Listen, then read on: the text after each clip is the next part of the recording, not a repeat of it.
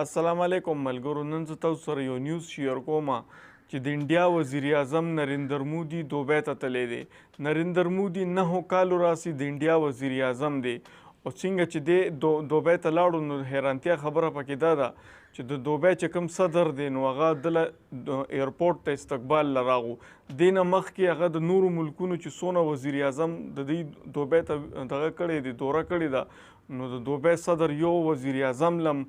دغه ته نه دی راتللی، لکه استقبال له والا نه دی راغلی او نریندر مودي له استقبال له راغو. او د انډیا او د دوبۍ ترمنځ 84 ارب ډالرو تجارت دی خپلو کې منځ کې، او د پاکستان او د دوبۍ چې کوم تجارت دی هغه 14 ارب ډالرې دی. دوبۍ په حقیقت کې زمونږ دوست وه، د انډیا دوست نه وه، خو اوس زموږ دوستي تقریبا ختمه ده او انډیا هلته دومره مقام خپل جوړ کوی، هلته نه بلکې ټوله دنیا کې خپل مقام جوړ کو، ولې هغه ډېر پورته لاړ. پاکستانی حالت دې ته راغلی دي چې ډیفالټ کیږي او نه ډیفالټ کیږي. پاکستان ډیفالټ کېدو خطره کې دی او انډیا کوم ځای ته لاړه چې د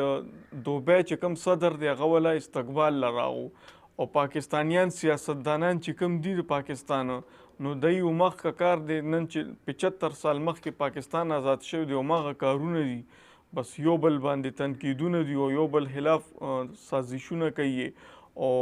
یو وزیر اعظم لکه 15 کاله به مکمل نه کیو، که مکمل هم کیو که چې ته مکمل کړي لکه زرداری مکمل کړي نو کرپشن نه علاوه بل کار نه یې کړی او نواز شریف هم مکمل کړي دی خو هغه هم د کرپشن نه علاوه بل کار نه یې کو. نریندر مودي 9 کاله پوره کو خو هغه 9 کالو کې هغه چې ملک له څونه ترقي ورکا نو ټولې دنیا نه پټه نه ده. او پاکستان یو ملک نه قرض بل ملک نه قرض یو ملک نه قرض بل ملک، مونږ له درخمې راکوي، مونږ له ډالرې راکوي، مونږ خپل سټیټ بینک کې ږدو، نه ورسره خپله کارنسي شته، نه ملک کې ډالرې شته. مونږ کله دوبۍ نه فری تیل غواړو مفت، کله ترې قرض پیسې غواړو، کله ترې هسې پیسې غواړو او انډیا ورسره تجارت کولو نو هغه تجارت باندې هغوی وړاندې لاړه. د پاکستان تجارت نشته، یو ملک سره د پاکستان تجارت، ولې پاکستان کې داسې څه جوړیږي نه چې بار ملکونو ته لاړ شي او انډیا په ټیکنالوژي کې څونه وړاندې تللی ده. نو الله دې کړي چې زموږ ملک هم د ترقۍ په لار روان شي، ځکه چې اوس به په